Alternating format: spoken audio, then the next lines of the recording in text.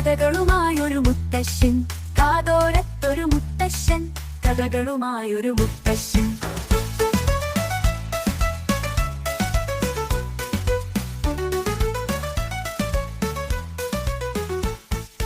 കാതോരത്തൊരു മുത്തശ്ശൻ, കഥകളുമായൊരു മുത്തശ്ശൻ. കഥ കഥേ കഥ കഥ കഥയുമായി കഥമുത്തച്ഛനെ എത്തിയിട്ടോ. കേൾക്കാൻ റെഡിയല്ലേ? തുടങ്ങാം. ഇന്ന് ഒരു മീൻപിടുത്തക്കാരന്റെ കഥയാണ് കേട്ടോ. ഒരു പാവം മീൻപിടുത്തക്കാരൻ. നമ്മുടെ മീൻപിടുത്തക്കാരന്റെ പേരാണ് വേലു. വേലു എല്ലാ ദിവസവും മീൻ പിടിക്കാൻ പോകും. ഒരു തോണിയിലാണ് പോവുക കേട്ടോ. അങ്ങനെ ഒരു ദിവസം കടലിലേക്ക് മീൻ പിടിക്കാൻ പോയി. ഓരോ ദിവസവും കിട്ടുന്ന മീൻ വിറ്റ് ആ പൈസ കൊണ്ടാണ് വേലുവിന്റെ കുടുംബം കഴിഞ്ഞിരുന്നത് കേട്ടോ. അങ്ങനെ തോണിയുമായി വേലു കടലിലൂടെ എങ്ങനെ പോവാണ്. വല പലതവണ വീശി എറിയുന്നുണ്ട്. മീൻപിടുത്തക്കാര് വല വീശി എറിയുന്ന കണ്ടിട്ടില്ലേ? അങ്ങനെ വല വീശി എറിഞ്ഞു പലതവണ. പക്ഷെ കാര്യമായിട്ടൊന്നും കിട്ടിയില്ല. വേലുവിന് സങ്കടമായിട്ടോ.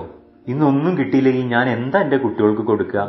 അങ്ങനെ വിചാരിച്ചുകൊണ്ട് വേലു ഒരിക്കൽ കൂടി വല വീശി എറിഞ്ഞു. എന്നിട്ട് വല വലിച്ചു നോക്കുമ്പോ ഭയങ്കര കനം. വലിച്ച കിട്ടുന്നില്ല. വേലു ശക്തമായി വലിച്ചു.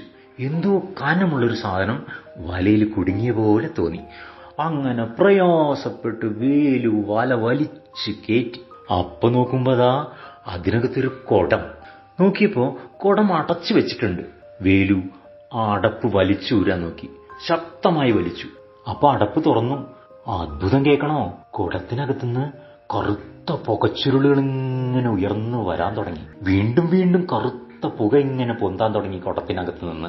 അങ്ങനെ കുറച്ചു കഴിഞ്ഞപ്പോ ആ പുകയുണ്ടല്ലോ, ആ പുക ഒരു ഭൂതത്തിന്റെ രൂപത്തിലായി. ഉണ്ട കണ്ണുകളും കൂർത്ത പല്ലുകളും കൂർത്ത നഖങ്ങളൊക്കെ ഉള്ള തടിച്ച ഒരു ഭൂതം.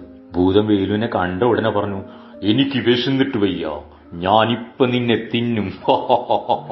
അയ്യോ, എന്നെ തിന്നരുതേ, എന്റെ കുട്ടികൾ കഷ്ടത്തിലാവും. ഞാനല്ല ഈ കുടത്തുനിന്ന് രക്ഷിച്ചത്, എന്നെ തിന്നാൻ പാടോ? വേലു കരഞ്ഞും കൊണ്ട് ചോദിച്ചു. ഒന്നും പറയണ്ട, ഞാൻ നിന്നെ തിന്നും, വിശന്നിട്ട് വയ്യ എന്ന് ഭൂതം പറഞ്ഞു. വേലു പറഞ്ഞു, ആയിക്കോട്ടെ, എന്നെ തിന്നോളൂ. പക്ഷെ എനിക്ക് അവസാനമായിട്ട് ഒരാഗ്രഹമുണ്ട്, അതൊന്ന് സാധിച്ചു തരുമോ?